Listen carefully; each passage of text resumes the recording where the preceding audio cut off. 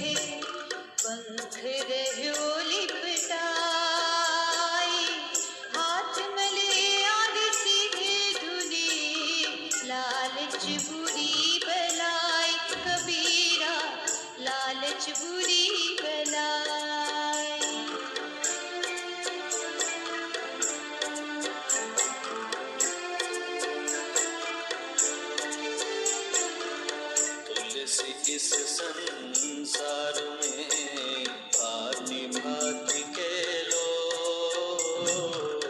तुलसी इस संसार में भांति भांति के लोग। सबसे हिल मिल चालिए नदी नाव संजोग रे तुलसी नदी नाव संजोग। तुलसी हाय गरीब की, कब हुन खाली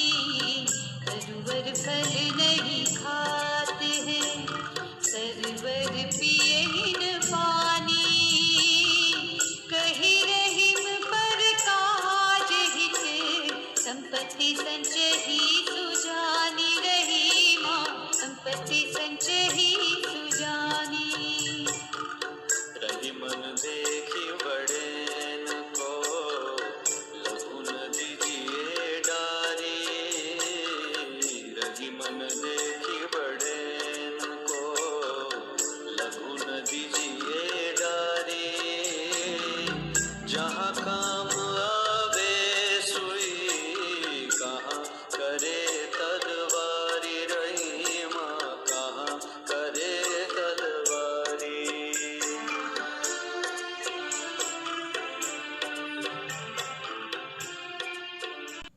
तो विद्यार्थी मित्रों, दोहे के गान के बाद अब हम उसका अनुवाद और समझौती देखेंगे।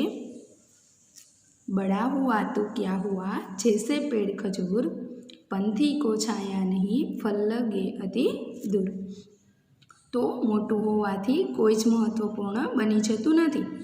ઉદાહરણ તરીકે ખજૂરનું વૃક્ષ, તો તે ખજૂરનું વૃક્ષ ખૂબ જ મોટું હોય છે, પરંતુ ત્યાં આવનાર મુસાફરોને કે રાહીઓને તે છાંયડો પણ આપી શકતું નથી, તો તે શું કરવાનું?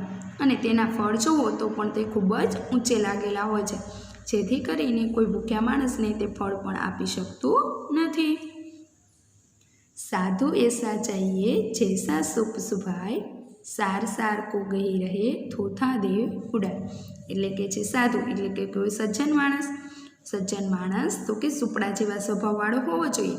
જેમ સુપડું તો કે સાર તત્વ એટલે કે સારું અનાજ સુપડામાં રાખી લે છે, અને કચરો એટલે કે થોથાને ઉડાડી મૂકે છે, ફોતરી હોય કાંકરી હોય એને ઉડાડી મૂકે છે। એવી જ રીતે સાધુ અથવા તો સજ્જન વ્યક્તિ પણ એવો જોઈએ કે એને સામે મળનાર વ્યક્તિ કોઈ પણ હોય તેમાંથી સારી સારી વાતનું ગ્રહણ કરી લે, અને એનામાં ન સારી ટેવ હોય કે ખરાબ બાબતો હોય તેને તે છોડી દે છે। માખી ગુड़ में गड़ी रहे, पंख रह्यो लिपटाय, हाथ मले और सिर धुने, लालच बुरी बलाय। તો કે માખીના ઉદાહરણ દ્વારા કહેવામાં આવ્યું છે કે માખી ગોળ ખાવા માટે તેની ફરતી ફરતી ફર્યા કરે છે, અને પછી ગોળ ખાતી ખાતી તેમાં ફસાઈ જાય છે। તેની પાંખો ગોળ સાથે એકદમ ચોંટી જાય છે, અને પછી તે પસ્તાય છે, તે તેમાંથી બહાર નીકળી શકતી નથી, એટલે કે છૂટી શકતી નથી। એવી જ રીતે લાલચ પણ એવી જ છે। જેમ વ્યક્તિ લાલચમાં આવતા આવતા વધારે પૈસા કે વસ્તુ મળવાના કારણે તે એમાં ફસાતો રહે છે, અને પછી બહાર નીકળવાની કોશિશ કરવા છતાં પણ તે તેમાંથી નીકળી શકતો નથી। એટલે જ કહેવામાં આવ્યું છે કે લાલચ એક મોટી આફત છે।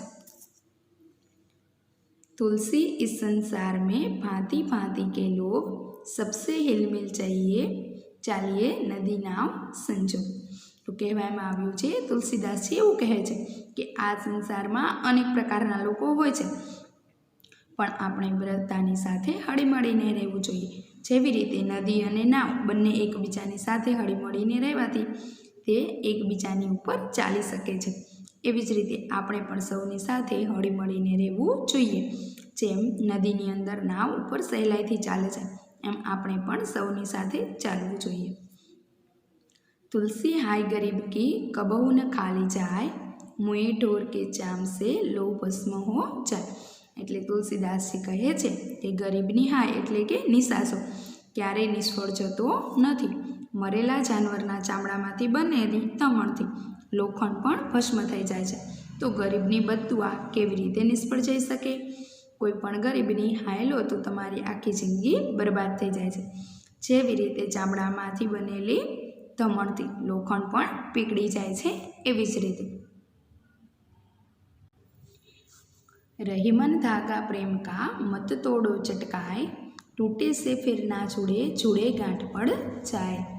એટલે કે પ્રેમનો દોર તાંતડો તે ખેંચીને આપણે તોડી નાખશો તો એ એકવાર તૂટી જશે, પછી તે જોડી શકાતો નથી, અને જો ફરીથી જોડી શકાય તો પણ તેમાં વચ્ચે ગાંઠ પડી જાય છે। એવી જ રીતે સંબંધોમાં પણ પહેલાંની જેવો પ્રેમ હંમેશા રાખવો જોઈએ। જો દોરાની જેમ આપણે વચ્ચે તોડી નાખશું અને પછી જોડીશું તો વચ્ચે ગાંઠ પડી જશે, એટલે પહેલાં જેવી તેમાં મીઠાશ રહેશે નહીં। તરુवर फल नहीं खात है, सरवर पियही न पानी, कहीं रहीम पर काज हित, संपत्ति संचयी सुजानी। એટલે રહીમજી કહે છે કે વૃક્ષ પોતાના ફળો પોતે ખાતા નથી, સરોવર પોતાનું પાણી પોતે પીતું નથી, એવી જ રીતે સજ્જનો બીજાનું ભલું કરવા માટે જ પોતાની સંપત્તિનો સંગ્રહ કરે છે. તે પોતાના માટે ક્યારેય પોતાની સંપત્તિ વાપરતા નથી. રહીમન દેખી બड़े को लघु न दीजिए डारी, जहाँ काम आवे सुई कहाँ करे तलवारी. રહીમજી કહે છે કે મોટા લોકોને જોઈને નાના માણસોની ઉપેક્ષા કરવી જોઈએ નહીં. જ્યાં આપણે કામમાં સોય આવે છે ત્યાં તલવાર કામ કરી શકતી નથી. એટલે દરેક વ્યક્તિનું મહત્ત્વ અલગ હોય છે, મોટા અને નાનાનું. જ્યાં આપણે તલવારનું કામ હોય ત્યાં આપણે સોયનો ઉપયોગ કરી શકતા નથી, અને સોયનું કામ હોય ત્યાં તલવારનો ઉપયોગ કરી શકતા નથી. એવી રીતે પણ માણસમાં પણ છે કે જ્યાં મોટા માણસનું કામ હોય ત્યાં નાનો માણસ કરી શકતો નથી. એટલા માટે નાના માણસોની ક્યારેય ઉપેક્ષા કરવી જોઈએ નહીં. મોટાને જોઈને નાના માણસની અપેક્ષા કરવી જોઈએ નહીં. તો વિદ્યાર્થી મિત્રો, આ દોહાની સમજૂતીમાં તમને સમજ પડી હશે. દોહા એકવાર મુખપાઠ કરી લ્યો અને તમારી નોટબુકની અંદર નોંધી લ્યો.